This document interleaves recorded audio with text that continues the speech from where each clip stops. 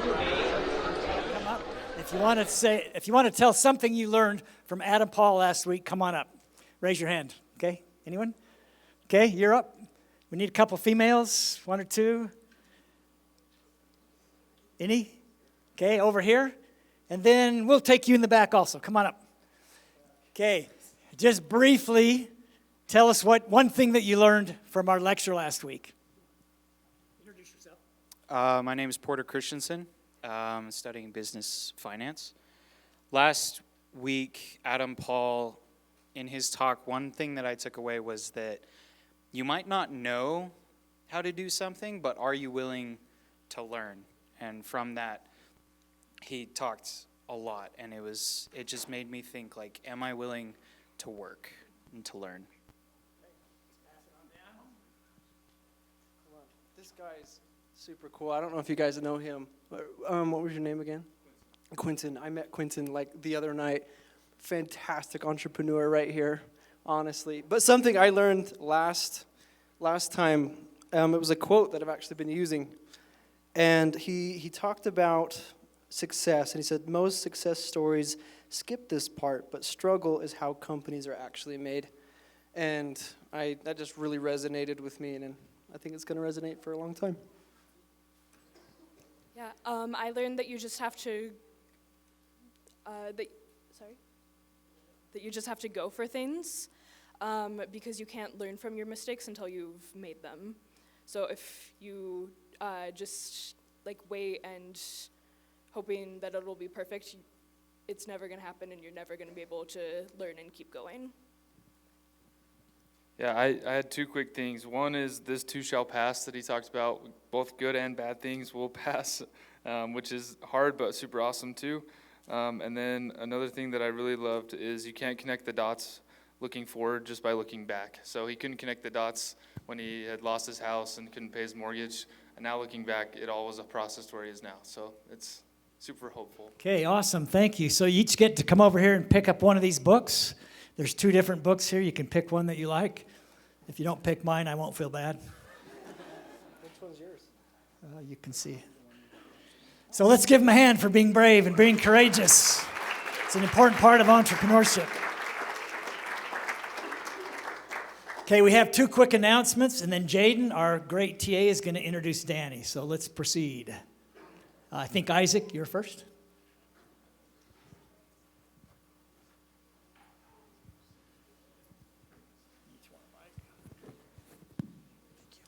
Thank you. Okay, my name is Isaac. My name's Rowan Hancock. And we're in charge of the E-Club. If you don't know what the E-Club is, you're about to know what it is. Yesterday we had about like 60 people there. It was awesome. Free pizza. I mean, first of all, I know you guys. We love food. We're broke college students. So any free food you can get. There's pizza, and then we're there as entrepreneurs, even if you don't even run a business, if you have an idea, or even if you don't have an idea, if you just want to learn more about entrepreneurship, the E-Club is for you guys. We're going to talk a lot about how to start businesses. Next week, you're going to want to be there. This man named Tyler Tolson, who has completely changed my life, is going to be kind of paneling about the business that he started. You're going to want to be there. You get free food, you meet awesome people, and if you're already in this class, you obviously care somewhat about entrepreneurship. You're going to want to be there. And you want to talk a little bit about when it is and where it is. Yeah, perfect. So our E-Club meetings are every Tuesday at 5 o'clock. We originally were doing them in the E-Center, but we're going to move to the Learning Staircase because we're getting a lot of people there. Go and invite all your friends. Just want to piggyback off of what Isaac has said, is that there are some entrepreneurs in here that have already started their own business. However, there's lots of us that have some ideas, that are thinking about what could be possible, right? Or maybe after college, you would want to be your own CEO. You would want to start your own thing. E-Club is for you. Come, join a community. We're going to have so much fun. There's always free food. So 5 o'clock, Gardner Building, Learning Staircase. Be there.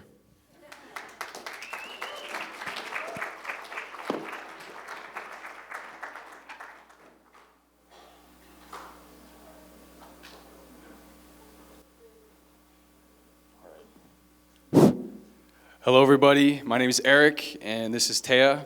And we're going to keep this really brief, but we want to tell you about the SEED program.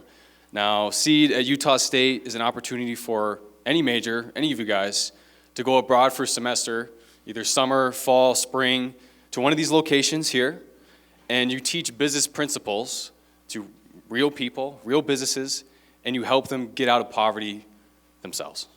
And it's an amazing opportunity. I went to the Philippines. Teo was in Ghana. It's a great way to go abroad because it's highly subsidized. As part of the program, if you're accepted, we pay for your flight. Your housing is provided. We want you to be able to make an impact. So while you're there, all you're doing is paying for food, transportation. I mean, Teo would agree it's probably cheaper than living in Logan first semester. It's a great opportunity for you. Apply with your friends. You're out with your friends. Some of the locations, people go to Machu Picchu.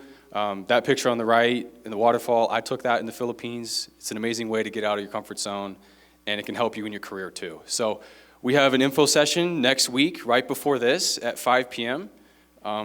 We also have food, Buffalo Wild Wings, okay? But we want to tell you about the program, but if you want Buffalo Wild Wings, you have to come talk to us after an RSVP. Okay, we need to get some numbers. Okay, so come, we're gonna have a booth out here while you're enjoying your ice cream. We'd love to talk to you, answer questions, and just talk about the program. So come see us after. We'd love to help you make an impact. So thank you.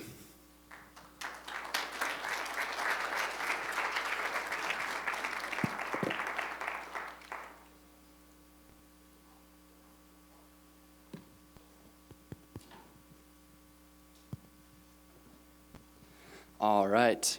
Well, without further ado, today we're pleased to welcome Danny Clark, the co-founder and CEO of D&D Enterprises. Danny leads a diverse business portfolio that includes ownership and operation of 35 Jimmy John's across different states, as well as investments in companies such as Viva Chicken, Outdoor Elements, and several real estate ventures. Beyond his business success, Danny is a dedicated philanthropist and community leader, serving as the board chair of Roots Charter High School in West Valley City. Outside the boardroom, Danny is a devoted family man, an accomplished horseman, an avid surfer, and a passionate outdoor adventurer. He believes experiences are life's currency, a philosophy reflected in the way he lives, leads, and builds lasting impact. Please join me in welcoming Danny Clark.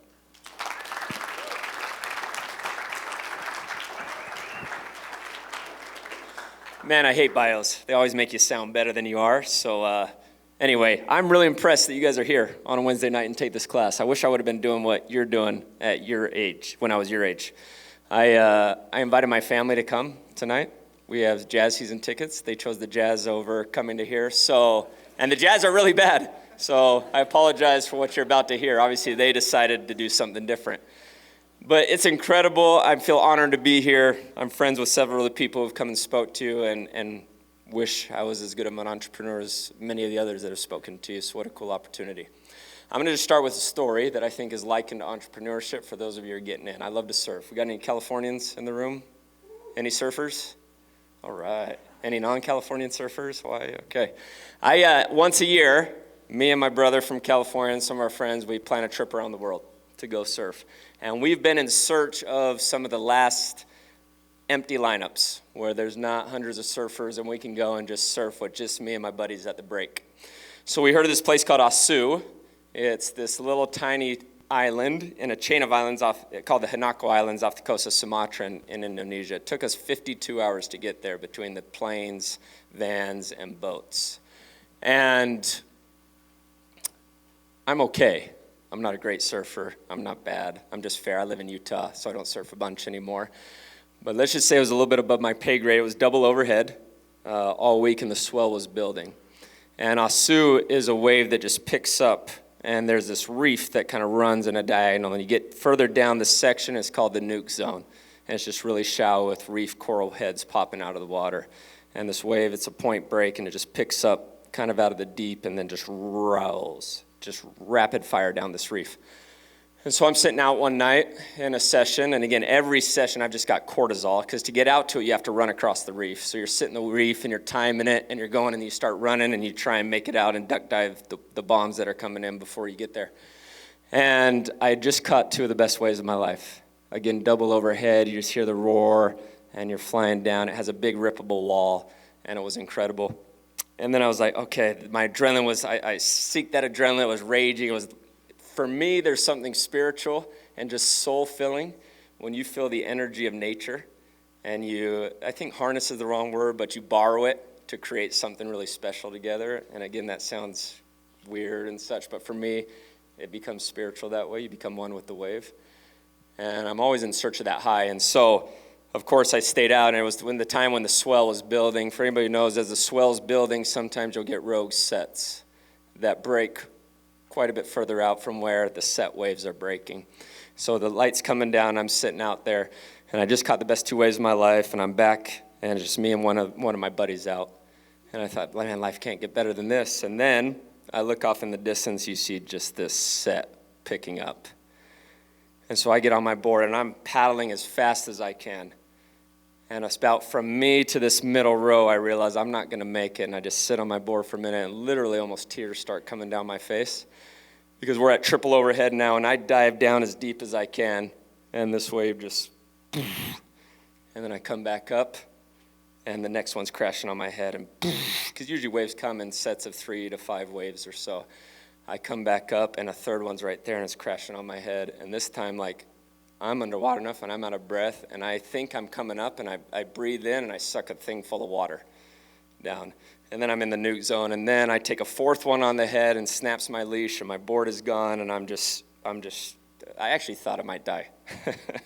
And usually there's not a boat. Luckily, one of the guys on the shore saw, and they ran across the island, grabbed a boat, came out, and came and got me. And entrepreneurs like that. Entrepreneurship is like that. I love a book. It's called The Hard Thing About Hard Things. Andy Horowitz from Silicon Valley. I'd recommend it. But he says there's 2 emotions an entrepreneur feels, and one's elation and one's sheer terror. And sometimes you feel them simultaneously in the same moment and sometimes in the same year. But that's the wave of entrepreneurship. And I've experienced both of them. And it's been a wild ride. I'm going to depart for a minute, talk about my family. So this is my beautiful wife, Mary. We just hit 20 years. And these are my 4 beautiful kids, right? Yeah. And, you know, obviously tell the 3 are adopted. I tell them all the time they get their good looks from me. But the 4th, who looks just like us, is also adopted, or the oldest. And I just want to share a quick story, and I'll do my best not to get emotional with you. But my dad, I was lucky, I was fortunate enough. I know this isn't the case for most people. My dad was my hero. Man, we'd play basketball together, and we'd go to the lake together, and he wouldn't surf, but he'd drive me to Santa Cruz and just sit on the shore for hours and watch me surf, and we weren't well off, and I'll tell that a little bit later. But I just wanted to be my dad, and everyone I talked about, every adult I met who knew my dad literally took 2 to 3 minutes just to tell me how cool my dad was and what a difference he made in their life. So I thought, man, that's all I want to do. I want to create that relationship. I want to be a dad. And so Mary and I got married, and we decided we weren't going to have kids for 3 or 4 years, build a strong relationship, and then begin to have kids. And then we couldn't. And then we tried a lot of different things and a lot of different hormones, and it was really challenging on my wife's mental health. And she finally looked at me one day and said, hey, we can have no kids, or we can adopt some kids, or we can have kids, but you're going to lose me. And I said, well, we're not adopting. And anyway, but I came around, and we decided to adopt kids. And I think it's made me a better human. I'm a big believer that life, in general, when you face adversity, that life has a way of healing itself or repairing. And whether you believe in that's nature, whether you believe that's God, whatever you want to believe, I believe that to be true. And I'm a sucker. So, you know, there's a song Andy Grammer sings, Saved My Life, and these kids have saved my life. And it's been hard, because they fight cultural challenges here in Utah. And the best day of my life was the worst day of somebody else's life as these parents placed their baby in my arms. And it's allowed me to hold space that I think the purest growth and purest fulfillment happens in place of tension. So there's a lot of tension. We have open relationships with all their birth families. I was really threatened by that at first. And then I just realized, you know what, love is so powerful. Just the more love to go around is incredible. And there's been many nights where I've been in tears in my room as my kids have shared how hard it is because they feel abandoned, right? Or they feel, man, they kept their other kids who they had after me, but they placed me for adoption. What's wrong with me? And I'm grateful that hopefully we built a relationship where they could tell me that. I remember one time my daughter went through a really, really hard 2 years. And I remember telling her one time, hey, if you need to hate me, I can be that for you. Because at the end of the day, you're going to find out I just love you, and I want the best for you. And so everything I do is about my family. And and they saved my life. So this is my beautiful family. We have a ton of fun together. This is my clicker. Let me just tell you a little bit about you. Again, I'm kind of cheesy. I love the Strumbellas. They're coming to Salt Lake. I'm going to the concert. The Spirits is my Lake Powell jam. But in that song, it says, I don't want a never-ending life. I just want to be alive while I'm here. I love experiences. That's how I know Dr. Keller. That's her horse, Hudson, that I bought from her, that I since resold to her. But she's a better horse person than me, so he deserved better. But I have a ton of fun trying to be a cowboy as a midlife crisis. And I've told people I've actually won an $18 check at a cow event, so I'm basically a professional now. I love backcountry snowboarding and skiing. I love to go. I got a trip we're doing February 19th. Hopefully there's some snow. I love Lake Powell, and again, I love to surf. This is in the Mentawai Islands in Indonesia, another really fun place to be. But for me, experience, you can always get more of a lot of things. You can get more money. You can get more toys. You can get so much more. You can get more experiences, but what you can't get more of is time. That's the only resource you can't get more of. So my goal is I just want to maximize the time while I'm here with my family and my business and doing all the things that I love to do. Just give you a brief, I started 18 years ago, opened the first Jimmy John's franchise up here in October 2007. That and Outdoor Elements are my main companies. We do $51 million in revenue right now. Someone once told me if you want to make money, and this shouldn't be the only goal, and I'll share about more later, but if you want to get money and get rich, get really specific and spend all your time building a company. And then if you want to keep it, you got to start diversifying and grow it. And so I own 26 properties now between residential and commercial. It's one of the ways I diversified. And I've got 4 new exciting things going on. We're building a company, an HVAC company, a company called 243 Collective, another chicken company called Starbird, and I'm involved at Roots High. But this is then. And that's me and my beautiful haircut and 2 of my sisters. And I want to talk about tables. Tables are so important to me. It goes back to my dad. My dad was so busy. He worked, and in the Bay Area to get to Lockheed Martin where he worked from our house in traffic, it was like an hour and a half each way. And I also have 4 sisters. And so we didn't have a lot of money to go around. And he also was really involved in his community. So most nights when he'd come home, he'd be off to do his community stuff. So I barely got to see my dad. And the table, the dinner table, one commitment he made is he's always going to be home for dinner. He's always going to talk. And so the table is where so much happened for me. It's where I heard stories. Right? It's where my dad taught me. It's memories I have laughing with my sisters. It's celebrations, celebrating birthdays. It all happened around a table. And I share that with you because that's what we've built our company branding and culture around. I'm wearing it up here. This is part of our logo, is a table with 3 legs. So table is really important. Mentors, I had 3 key mentors. My dad, my grandpa, who was the only entrepreneur I knew. And then I ended up serving a Mormon mission, and my mission president was an entrepreneur. And I've made more mentors now, but those 3 mentors shaped my life. And they did it through stories, countless stories. Basketball was my life. I told my dad I was going to go play in the NBA. Obviously, that never happened, but I did have offers to play locally in California at San Jose College and some others. But I'll never forget one time, I think this is really true and applies to business and growth. I made the varsity as a sophomore and was playing. I was coming back my junior year. Maybe you had it in your high schools and such, but they had what was called open gym through the summer, which is the way they got around the legal requirement. You couldn't practice, but they'd force you to practice by calling it open gym and coming. And I was killing them. I was killing the starters on the varsity. And I was so excited for this year because it was going to be a blossom. Our first preseason game, and I'm sitting on the bench. And I had transferred high schools to play basketball because this was the premier basketball school in the area. And I remember coming home just complaining to my dad. And I said, Dad, man, coach is benching me. He says, well, why? I said, I don't know. He said, well, you should probably find out. Why don't you ask him? So I went and asked him. And I said, well, Dad, why don't you ask him for me? He said, no, this is your deal. You go ask him, which wasn't important. I think you need to be the hero of your own story always. And so I went and asked him. And he said, your shot's too slow. to get off at this level.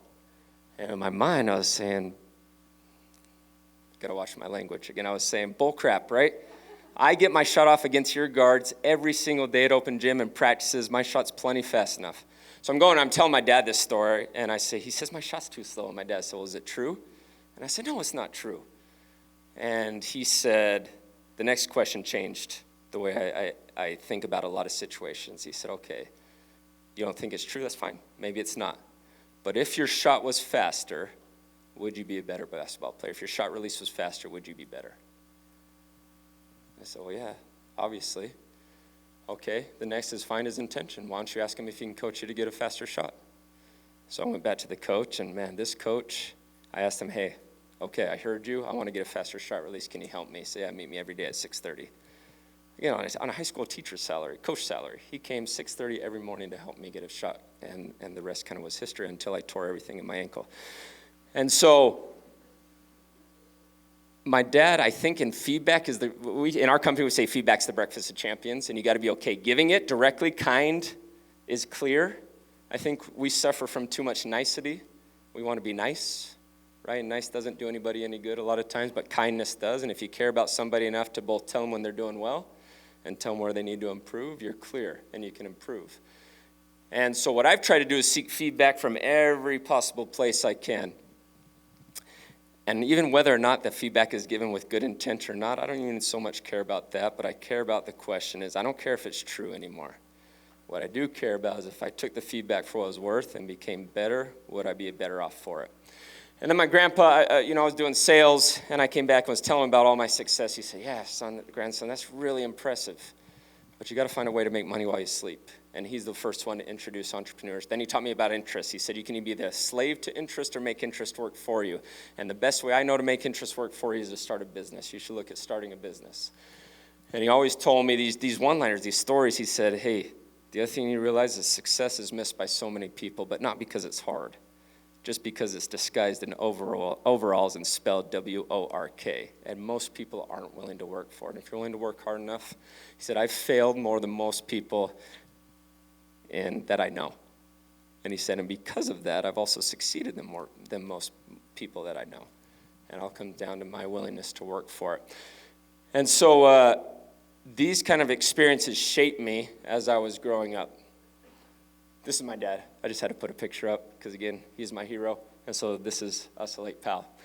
So let's go to the beginning real quick, and then I'll weave in some of those stories that came from it. So this is my partner. I think if you're going to do business, I enjoy doing it with people.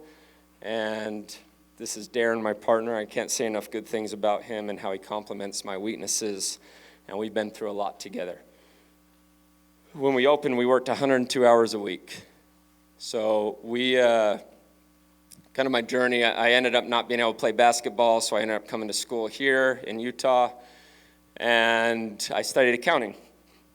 And I decided I wanted to do business. And I really wasn't smart enough to do tech, I didn't think, and I wasn't super creative. So I thought, man, what could I do? His father-in-law was a big restaurateur and now a big business guy. And he just said everything I learned about running business, I learned from running One Pizza. Back in the days, you used to check in at Jimmy John's. It's a hot brand. So I thought, I don't really know anything about restaurants. I worked at In-N-Out Burger in high school when I was a kid in California. But I think I didn't work hard enough. And they've taken a lot of the guesswork out of it, so maybe there's less failure if I follow a system. So we jumped into it. So we started construction on the first store in Fort Union, Midvale, Utah. That was my senior year of school because I had done sales. He had sold some real estate through college, so we had enough money to open our first store just with cash. And I graduated in May, and we opened in October. And I paid myself $18,000 because I had no more money left over. And we started off only doing $7,500 a week in sales. So then we're super stressed. We can't pay anybody. And listen, we had no business running a restaurant. We had no idea what we were doing. I remember about 4 weeks before we opened, we thought, it's kind of like, you guys are too young, but there was a movie, Field of Dreams, that said, if you build it, they will come. So, all right, the signs are up. We'll put it at a now hiring banner. This is 2007. The economy is booming at the time. And we didn't get a single application. So we'll just wait a week. Didn't get a single application. Then we started cold calling workforce services. And if people, a lot of times those on workforce services probably aren't the best people you want to hire. Everybody who had a job or was worth having a job already had a job. So then we started going out and recruiting, doing what I knew best, knocking doors. So we started going to businesses and saying, oh man, you do that really well. I'm sure you love where you're at, but we're opening a restaurant across the street. If you don't, here's my card. Why don't you come check us out? And we ended up going into Office Max. And there was a kid helping us, huge gauges in his ears. His name was Chris. He helped us find a computer. His boss came and started yelling at him, even though he was super helpful with us. We said, hey, I don't know what you're doing, but come check us out. He had been in, and this is why I love the restaurant industry, right? I'd say there's high flyers in any industry that you know are high flyers from the beginning, and the restaurant industry has those too, but we also have so many winners that are disguised as losers, or at least the world has told them that they're losers. And so he dropped out of school, he got his GED, he's been in and out of jobs for every 3 months. And so he was our first hire. And they brought like 4 of his friends, and we started going. And today, Chris is one of our district managers. He's got 2 kids, he owns a beautiful home, just got back from a trip to Hawaii and has built a beautiful, beautiful life. And that's something I love about the restaurant industry. But again, we had no business, we didn't know what we were doing. We decided, nobody knows how to make a sandwich. Maybe we'll just have an orientation day, and then we'll invite all our friends and family for free to come try it so we can train our staff. The first day we got this high school kid there, and I can be long-winded, so we'll keep it short. But he's sitting there listening to me talk and just locking his knees, and all of a sudden I just see him, and he just, boom. He falls over, he hits his head on the bread rack, he's bleeding everywhere. We got the ambulance showing up, and this is before we open. Another time we had an employee come and said, I don't think you're paying us overtime right. I said, what do you mean? And I can't even remember. It's like we were paying maybe every period instead of every week. And they said, yeah, my mom says, it should be paid every week. Can you look into that? And sure enough, we were paying overtime wrong. Right, so we go and fix that. We hired, I got in the idea of, okay, again, ego, share some of my weakness. I'm the owner. I'm building a restaurant. This is going to be an investment. I'll hire a great manager to work for me. So we find this guy to manage a bunch of Blimpies. We hired him.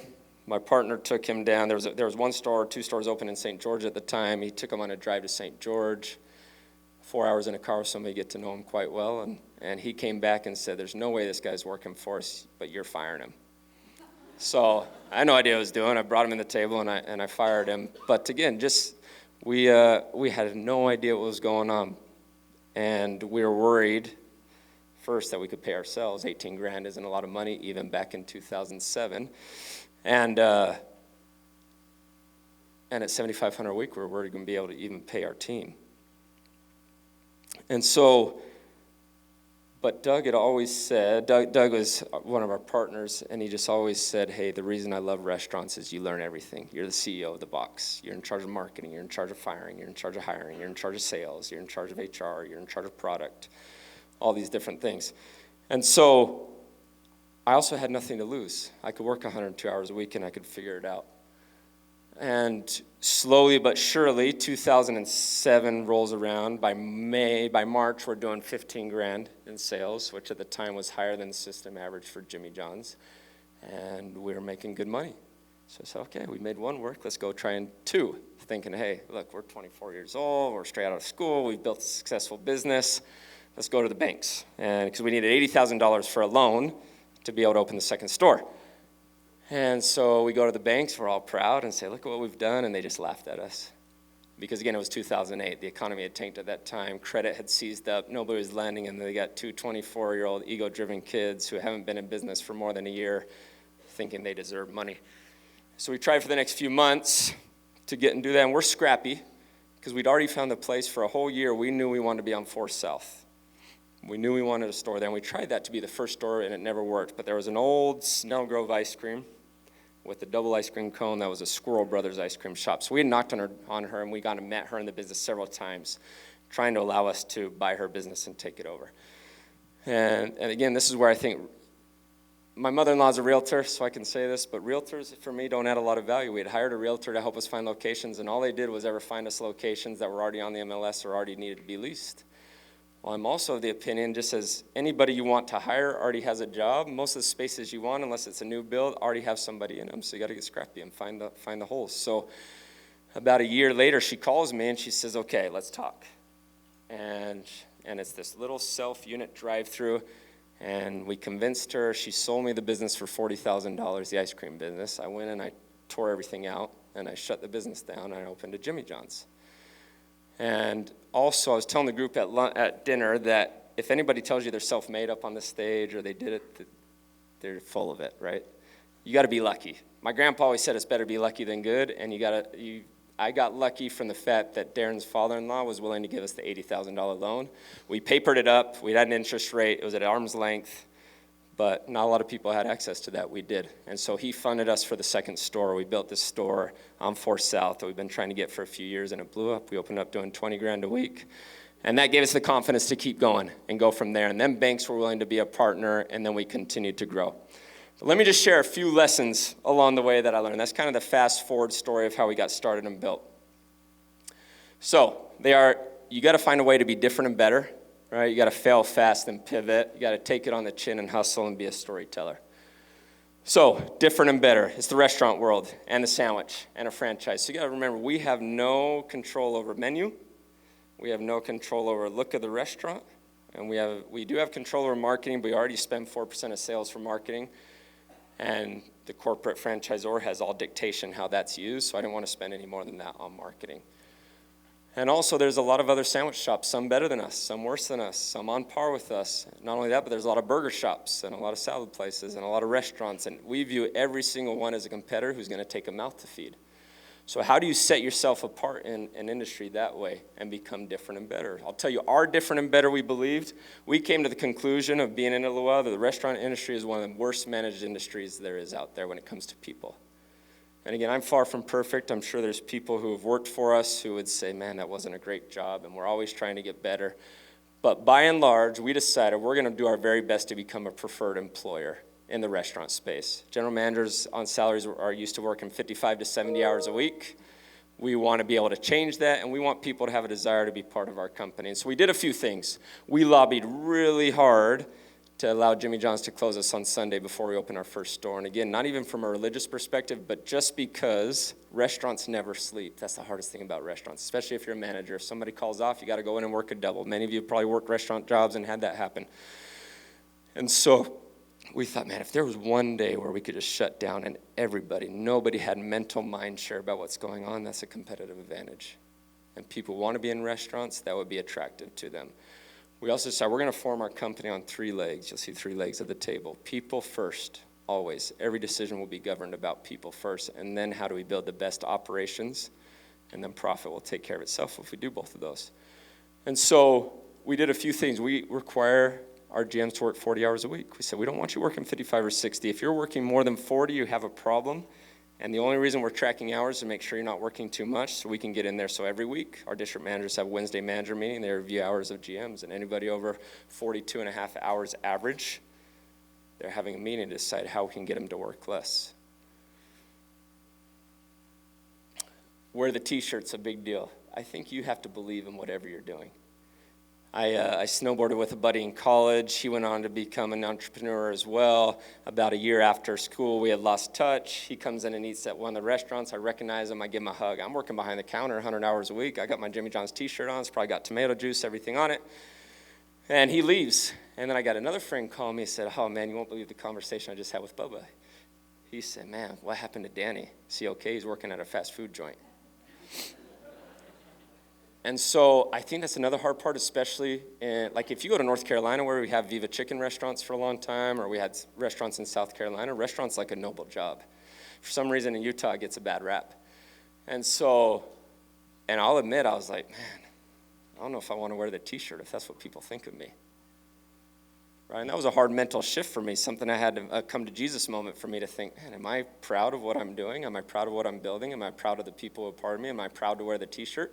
So the big thing in our company is be proud to wear the t-shirt. We love food. We're in the restaurant space. We get to make people happy. Own it, be proud of it, and if you own it and be proud of it, your team will do the same. We have a rich benefit plan. We pay better than competitive K. We have 401k matches. We have great time off, 3 to 4 weeks for general managers a year, and we profit share every 28 days. So we practice open book management. We're big believers in giving the team the information and empowering them to have autonomy to make decisions. And so across the 881 employees, every single employee, if they wanted, could look at a full-blown P&L of every restaurant in our company. They're emailed to every stores. Our accounting team is phenomenal. That was my background. I'm not an accountant or very good at it, but our CFO, we end a period on a Tuesday. By that Friday, 3 days later, on a $50 million company, he has full-blown financials. We have a 3-day close. They go out to all the people in the restaurants, and then we say, know the numbers, and the numbers set you free. And so they dive into it, and then they can make decisions on how to get better from there. And then we have a lemonade fund, which is a charity owned by the company, not by me, but by the employees. For the employees, I match. And so dollar for dollar, what employees put in, I'll put in. And then it goes to help people who fall in hard times. They can send an application, a board, again, not governed by me, but of store managers, district managers. They decide how to allocate those funds. And financially, it works. You take care of your people and you find something different and better. We have 30% higher average unit volumes at our 35 restaurants compared to the other 2,000 across the country, and we do it in 6 days compared to their 7. That's in the restaurant world, 30%. That's a phenomenal difference. So, find your different and better, whatever industry it is. There's a great book called It's My Ship or something like that. I think I wrote it down. He spoke at a conference I really loved. Michael Abrashoff was the name. And he said, yeah, it's your ship. And he always talked about in the Navy, we had no ability over pay raises or anything like that. And he went from the worst ship in the Navy to the best. And he talks about how he did that without the ability to get promotions or raises. So find your different and better. Fail fast. This is Jimmy John's in Taylorsville. I met somebody who grew up in Taylorsville. There we at. And it was a decent location. And we were excited about it. And we opened and sales were slow. So we spent a lot of resources, advertising. We cut up sandwiches, like Costco does samples. My kids love to go to Costco on Saturday because they get the samples. We would cut up sandwiches and we just sample them to businesses. And that was our biggest form of advertising, and sales wouldn't grow. And when sales don't grow and it's really slow and you always feel like you're the problem child of the company and your bonuses aren't big as a result, we had manager turnover. And we kept putting some of our best managers in there to go fix the problem. Sometimes we focus on the 20% of the problems, and if we just really focused on 20% of the good and made the good better, you'd probably get a lot better return than always focusing on the issue. But everyone kept saying, you need to close, you need to close. Here's an ego wrapped up. I was never going to close a restaurant. Danny Clark was never going to have his name attached. When somebody, one of my friends or somebody drove by and saw a Jimmy John's and they knew it was mine, they'd never drive by again and see it not be a Jimmy John's. And that was a fatal, fatal flaw. The faster you fail and learn from it, move on, the more successful. Finally, 5 years into it, I closed the restaurant. And you know what the most damning piece of thing is? How many of my team came up to me and said, man, it took you long enough. You should have done that a long time ago. So I learned 2 things in that moment. I learned I need to do a much better job listening to my team and boots on the ground. They probably know a lot more about the business than I do. So actually after that, I called all my district managers in the room. I said, hey, you're going to tell me everything that's wrong with me about being a leader. It's after I'd read the book Radical Candor too, and Kim Scott, and it was silent.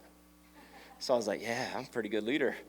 And then the book came back to me and said, if it's silent, that's probably the biggest problem because they don't feel comfortable enough to tell you what you're doing wrong.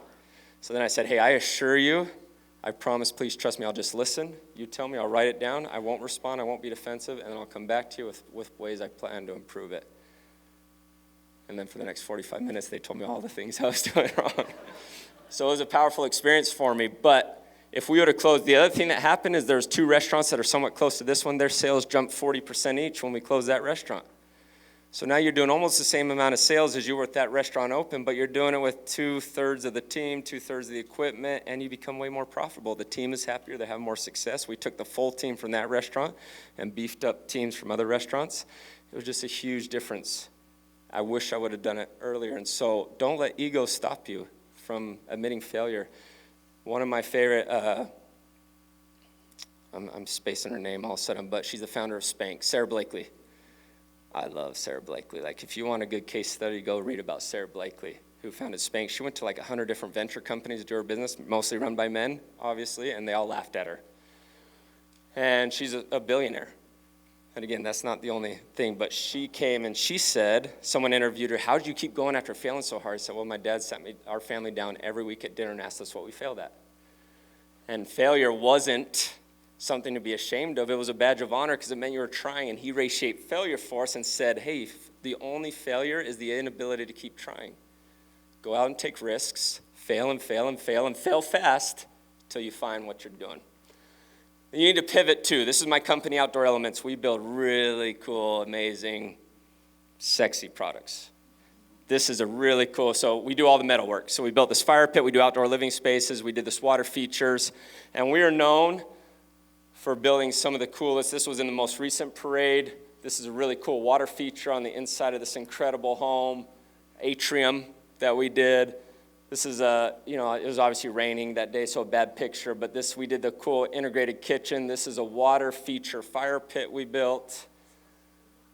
This is a 3-legged pergola. I challenge anybody to go find a metal pergola that weighs that only has 3 legs. That is freaking awesome. And the engineering behind that is impressive. And so we hung our hat. I got introduced to this company. It's a company I bought and partnered with the founder at the end of 2019. Again, it's better to be lucky than good. What happened in 2020? COVID, terrible for a lot of people. I'm not trying to make light of it, but what happened is people stopped moving. They stayed at home, and then they realized, man, I kind of want to if I'm going to be spending this much time at home, I want to start updoing my yards. And so we became known for making really cool, amazing products, and we hung our hat on it. And we loved it, and we're invited to all the parades, and we got the cool homes. We're getting a lot of good buzz. But we're staying at the same level of business forever, for 2 or 3 years, and we can't figure out why.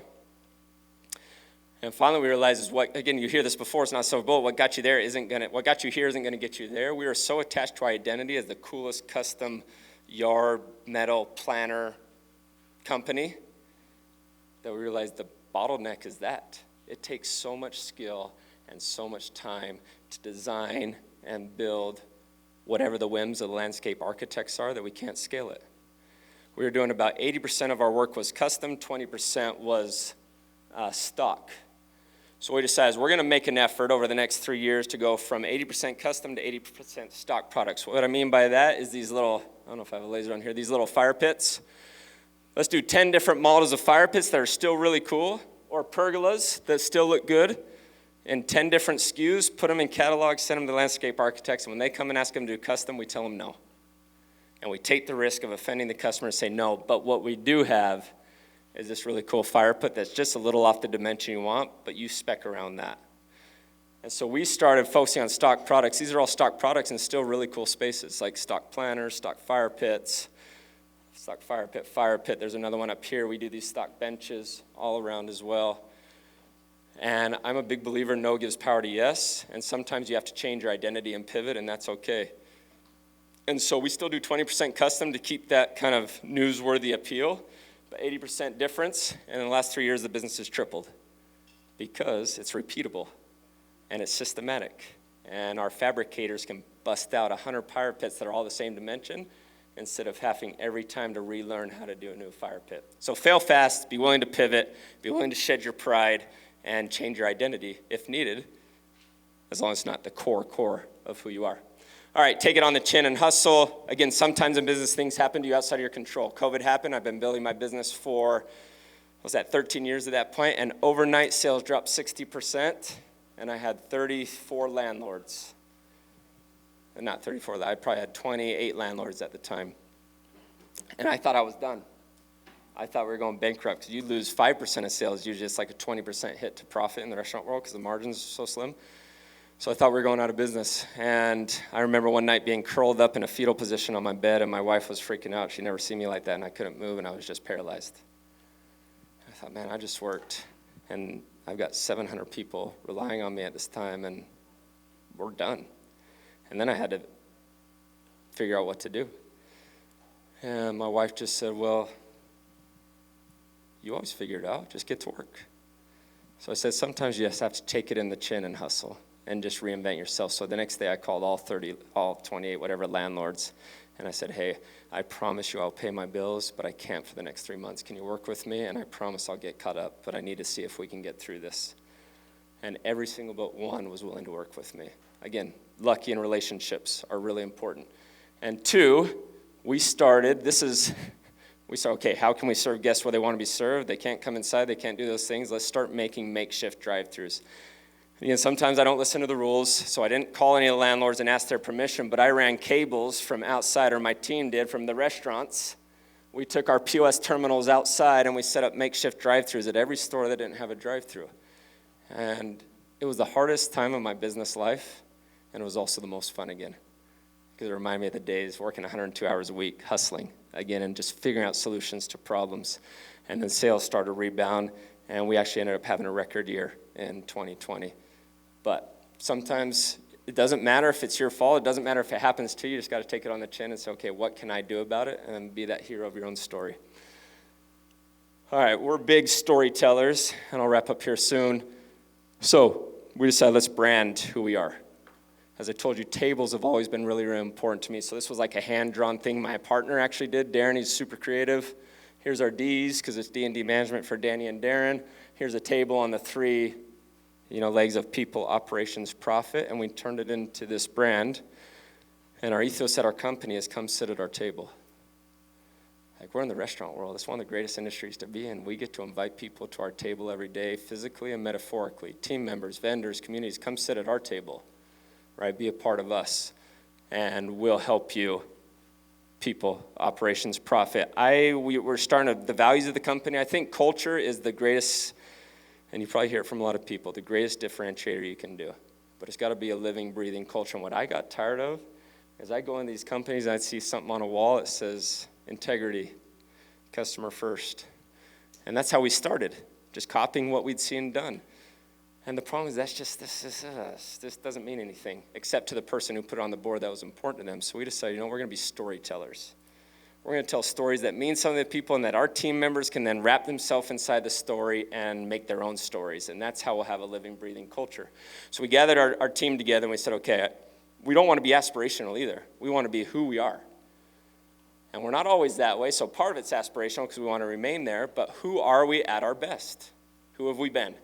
So they shared like 100 stories of their favorite stories from the restaurants, and then we all voted and we came up with 6. As an example, one of them is make lemonade out of lemons. This is way back when. We're building our first store in Fort Union. We take it from 7,500 to 15,000 in a few months. Jimmy John, the founder of the company himself, flies out and says, I got to meet and find out what's going on, because they never had growth like that.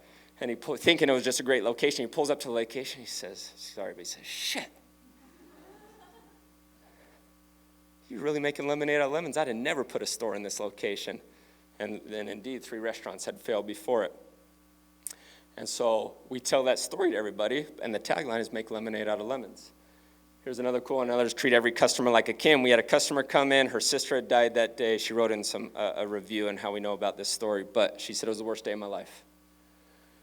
And my sister had died, who was my best friend, and all of a sudden it's 8:55 p.m. and I haven't eaten anything all day. So for the first time in the day, I decided to go out and get some food. I pull up to the Jimmy John's at 9:02. You guys close at 9. I look at my watch and I'm even further depressed. But I pull up to the drive-thru anyway, and then a nice, friendly voice comes over the drive-thru and says, hey, how are you? What can we get for you? Oh, I thought you were closed. We are, but we're going to serve you, so come on around, not knowing their story. She comes around to the speaker box. The manager goes, she says in her words, I thought the impossible happened that day. He made me laugh. And for the first time all day, I forgot what was the worst day of my life, and it became a bright spot in my day and changed my whole attitude. So everybody has a story. And so instead of just telling everybody, hey, we're customer first at this company, you need to be customer first, we just tell that story. And then what happens is we have bi-weekly meetings, and every period, every 28 days, the whole management team comes together. There's about 60 people, and they report their P&Ls to each other. But the first start of every meeting, we call it story time. And for that 10 minutes, anybody can raise their hand and share their own story that fit within our value stories. And so I'm not going to take the time to read it, but here's a beautiful story that we just got last week of a manager leading out and creating incredible, unreasonable hospitality for the guest. And the guest bought him a pie, and they shared it with the team. I'm a big believer that culture will begin to police itself. You don't even have to govern anymore if the story is powerful enough. So I think one of the greatest responsibilities of CEO, of a leader of a company, is to be a storyteller, because it's through your stories that your vision takes life. I'm going to close with this. There comes a time when it just can't always be, and I don't think it ever has been because we focus so much on our people, but there has to be a time where you plant roots for other people and allow them to grow. This is my greatest passion project we're doing right now. There's a school called Roots. Anybody heard of it? Okay, besides those who've heard me before. It's in West Valley City. This is a farm-based school, and it's a school you can see. It's a school, a high school, 9th through 12th. We serve some of the toughest population of kids in the state. These are gang members. These are kids who've been kicked out of school, kids who have dropped out of school. We have a high percentage of LGBTQ kids who have been bullied, and these are kids who just have been given really by no fault of their own, no shot in life. And it is so hard to hear their stories and sit in their stories with them. In 2015, when the school was founded, on a base, there was only 150 kids there at the time. There was 9 attempted suicides the first 2 years during the school year. And Tyler, my friend there and partner, says, we've got to change something. And he's a Mr. Rogers fanatic, and I love Mr. Rogers too. And he's just studied Mr. Rogers all summer. And he decided the power of Mr. Rogers is his inclusiveness, that everybody be my neighbor. It was inclusive. And he always used the term 1-4-3. 1 letter to spell I, 4 to spell love, 3 to spell you. 1-4-3 means I love you, and so that's it. The problem with these kids is that they have such high ACE scores, which is adverse childhood experiences. They've been through so much in their life that they can't function. And the only proven thing through study after study after study that helps build resilience in these kids is one loving adult. So we're going to change it to 2-4-3, and this is going to be the whole culture of the school. 2 letters to spell we, 4 to spell love, 3 to spell you. And that everybody who walks through that store is going to know that we love them. And is going to know they're worth loving, right? We have our yellow stoplight like Mr. Rogers that reminds them. We're big on, again, we're storytellers through signs and through graphics that they see. Hey, slow down.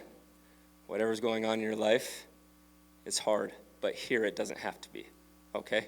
Just slow down. We're going to take care of you. I want to share one letter we just got from a student, and we have these multiple. You actually have a student in your veterinary program that went to Roots that just won an award, and it's so sweet. It's so cool. He sent a big email to the school. I was so excited. So thank you for embracing our community as well.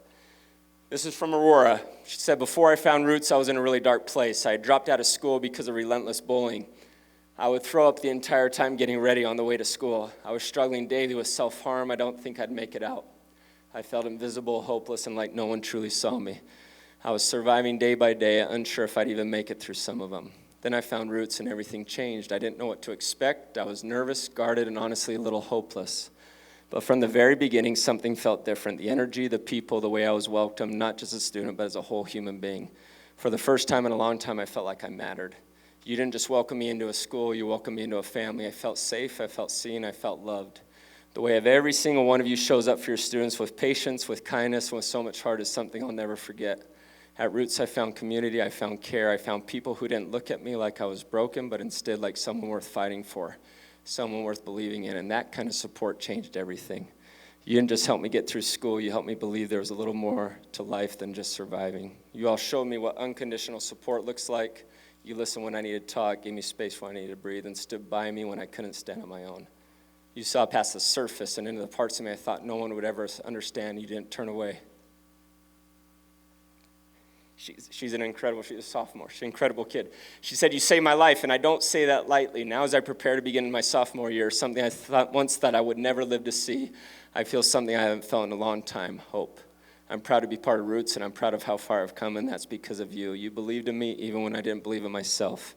Thank you for helping me heal. Thank you for loving me through it, and thank you for reminding me I have a future worth fighting for. My parting thought is entrepreneurship, when done right, is maybe one of the most noble things that you can do. I love that seed deal. Can I come? I want to sign up to be part of that group. That sounds amazing. This kid in the middle was a pretty high-profile gangbanger, and his 2 buddies with him. He came to Roots as a sophomore, enveloped in that seed of love and that culture. By junior year, he left the gang. He has a dad who's undocumented who has an asphalt company. With the tensions that have risen as of late, over the last few years, his dad stopped being able to work and stopped working for fear of being lost from his family and being deported. This kid with the power of Roots left the gang junior year, senior year, finishes school, teach him about entrepreneurship. He takes over the asphalt company. His buddies left the gang as well. He runs the asphalt company now, super successful. He employs his dad, he employs his uncle, he employs his friends. He has a girlfriend and kids, and he takes care of every single one of them through the power of entrepreneurship, no government welfare, no assistance, and is doing a hell of a job in building a beautiful life. Entrepreneurship, when done right, is beautiful. And that's why I'm so excited. I love being part of these kind of groups because you guys are the future, and you're building the kind of world that I hope to be a part of. So anyway, thank you. I appreciate you guys for letting me be here. Sorry, I talked too long. He said one question. If there's one question out there, fire away. If not, that's fine too. All righty. When do you know to give in and like fail fast, and when do you know when to persevere? I obviously didn't. So I'm the wrong person to ask. I think what I hope, I think the answer is you put enough people around you who you trust and respect, and you go with your gut 80% of the time, and you have a board of personal directors or within your company say, hey, am I making the right decision? Tell me why I'm not. And accept the challenge, and then really sit on it and think, okay, is it just dumb perseverance? I could tell you other stories where I thought we should close, and they've become some of our best restaurants. And so I think just doing 80% of the time with your gut, betting on yourself, and then taking that other 20% of the time to meet with people you trust and respect and beg them to challenge you and give you all the reasons it doesn't work. Yep. Thank you, guys.